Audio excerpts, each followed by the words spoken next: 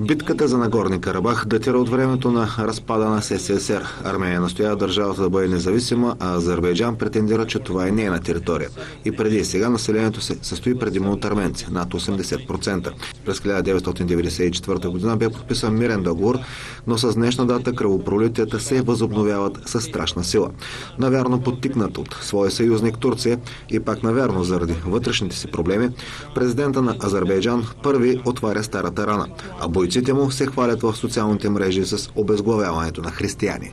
Всичките държави искат да се спре тая война. Единствено президента на Турция и премиер-министъра, те се бяха категорично, че ако се наложи, дори армия могат да вкарат в Нагорни Карабах, който е нередно, който показва, че Турция се държи ненормално в дадени ситуации. Артюш Манукян е пряк свидетел на ужасите на войната между Армения и Азербайджан. Решава да дойде преди 20 години в България, за да избави семейството си. Развива успешен бизнес в Бургас, но е готов на саможертва, връщайки се като запасняк в родните земи, понеже ставало въпрос за начало на свещена война, подета от дългогодишен враг. Това не е войната, който беше преди 22 години.